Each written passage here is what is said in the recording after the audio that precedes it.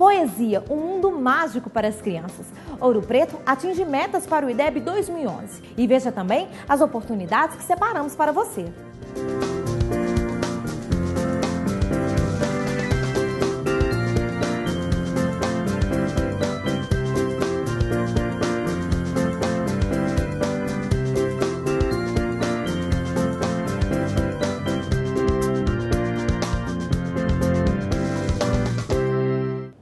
Olá! A poesia para as crianças é como brincar com as palavras. Palavras que, combinadas, inventam novos sentidos e constroem sons, ritmos e imagens diferentes. A criança está sempre em busca de experiências e a poesia é uma forma nova de descobrir a vida, explorando o mundo fascinante dos sons e das ideias. E, claro, ela é uma ferramenta da educação que permite às crianças comunicar com o mundo de forma informal e lúdica.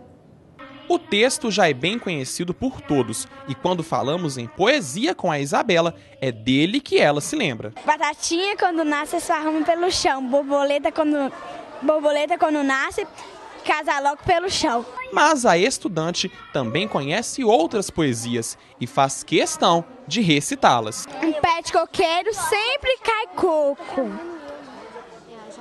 E o rei sempre pegava o coco para beber. A água era deliciosa e fresquinha, por isso que o rei gostava dela. Só isso. Apesar dos versos dos textos decorados pela Isabela, o professor de letras João Eustáquio Paula ensina: poesia não é só rima. A poesia está no nosso cotidiano. No correr do dia, várias vezes nós temos momentos poéticos, né? Quando admiramos uma escultura, uma pintura, uma fotografia, um gesto, estamos fazendo poesia. Não é comum dizermos que belo, que lindo, né? Que dia ensolarado. Então são instantes de poesia que temos, né? E as crianças também querem dar o palpite delas sobre o que é poesia. Poesia é uma coisa boa, né? A gente lê, tipo assim, se a gente vê um livro, aí a gente, sim, gosta de ler a poesia. Poesia é uma coisa que a gente usa falando frases. Tipo, o carro, várias coisas. Tipo, a gente fala o carro, a gente fala várias coisas sobre o carro. Poesia é uma coisa pequena, uma coisa assim. Poesia dá sentimentos às pessoas, para as pessoas se emocionarem.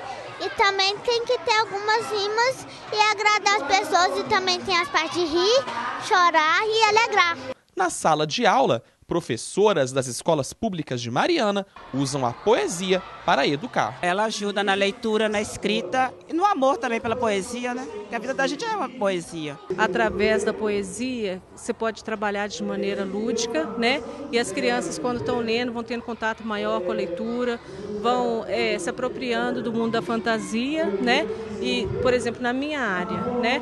Eles vão traspassar isso para o movimento. Então isso é muito rico, é muito importante. A poesia na vida da criança é muito importante, porque ela sonha, ela busca, né? Ela cria. Então, quando a criança ouve uma poesia, ela transcreve aquilo para um papel, né? Que seja de um desenho, que seja da forma de um desenho, ou de um gesto, de uma forma, né? Ou de uma apresentação, ou de uma dramatização. Ela transforma. Cabe ao professor aproveitar esses momentos em que a criança expressa a sua criatividade e dar ênfase, dar elogiar e incentivar a criança a produzir na escola. E acho que a poesia é muito pouco praticada nas escolas. Uma poesia que eu nunca esqueci, aquela da bailarina. Essa menina tão pequenina quer ser bailarina. Não conhece nem dó nem ré, mas sabe ficar na ponta do pé. Não conhece nem mi nem fá, mas inclina o corpo para lá e para cá. Desde 2007, o IDEB, que é o Índice de Desenvolvimento da Educação Básica, é usado para medir a qualidade da educação da rede pública e estabelecer metas para a melhoria do ensino. O cálculo do IDEB leva em consideração dois conceitos: o fluxo escolar, obtido através do censo escolar, e o desempenho nas avaliações, como a Prova Brasil. Sendo assim, é importante que o estudante aprenda os conteúdos, frequente a sala de aula e não repita o ano. Em 2011, Ouro Preto atingiu as metas desejadas do IDEB. Mas esse índice é confiável? O que falta para que a educação nas escolas de Ouro Preto tenha mais qualidade? Quem conversa conosco sobre isso é o professor Marco Antônio de Mello. Professor, seja bem-vindo ao Plano Aberto. Bom, Ouro Preto atingiu as metas para o IDEB 2011, chegando a 5,4 pontos. Esse índice é bom para a nossa cidade, professor? Na verdade, a gente vai avaliar que houve um avanço, né, no índice em relação à avaliação passada. Se pensarmos que há esse avanço, vamos considerar que sim, que traz alguma qualidade para a educação. Por outro lado, a gente vai entender que 5,4 ainda é um índice muito baixo na educação nesse país. O que seria um índice ideal, então, aqui para a nossa cidade, de acordo com a realidade de Ouro Preto, professor? Tem uma meta, né, já planejada pelo governo federal, de atingir até 6 pontos até 2022. Estão trabalhando com essa meta e comparando isso a países mais desenvolvidos. Esse índice seria um índice razoável. Na verdade, 6 não é um índice máximo, é um índice mínimo ainda. Se a gente consegue atingir 6 pontos, podemos pensar que está havendo avanço na educação. Mas, por outro lado, é importante identificar várias outras nuances da educação. Não dá para simplesmente medir por uma prova e dizer que há uma qualidade na educação. Professor, fazendo uma comparação aqui, Itabirito atingiu 5,9 pontos em 2011, Mariana chegou a 4,6 e a Caiaca, que é uma região muito pequena, né, chegou a 6,2. Queria que você comentasse com a gente essas diferenças de índice nessas cidades próximas a Ouro Preto. Isso pode demonstrar o investimento que é feito na educação nesses municípios, né? Então, assim, se você pensar em Acaiaca é um município pequeno, fez um salto grande de 4,7, se não me engano, para 6,2, então é um salto de qualidade importante. Isso pode demonstrar o nível de investimento que está havendo na cidade. Professor, então a gente pode dizer que Ouro Preto não teve um bom índice comparado a essas regiões aqui, essas cidades perto da gente, né? Ok. Se a gente comparar as cidades, a superintendência, as cidades que pertencem à superintendência regional, Ouro Preto realmente não está numa classificação boa. Na verdade, ele está em penúltimo lugar. Por outro lado, a gente sabe que teve avanço em relação ao índice passado.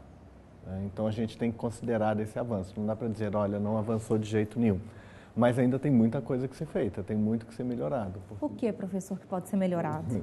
Na verdade, a gente tem bastante coisa para ser vista. Por exemplo, as condições de trabalho precisam ser repensadas, formação de professores.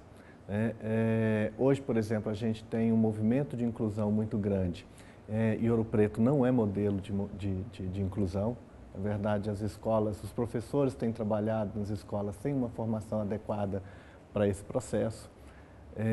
O processo de alfabetização, ele precisa ser revisto, né? Muito do que se trabalha ainda dentro das escolas está focado numa metodologia de ensino e não no processo de aprendizagem. Então, os professores não sabem muito bem como as crianças aprendem, mas ensinam através de técnicas que dominam.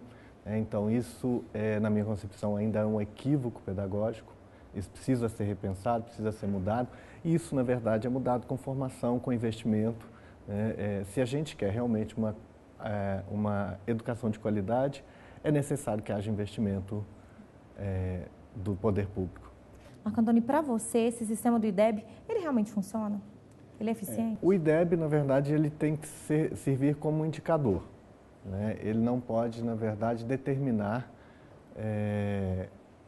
ser determinante. Na verdade, ele tem que ser um indicador e esse indicador ele tem que servir para alguma coisa. No caso, ele deve servir para a formulação de políticas públicas.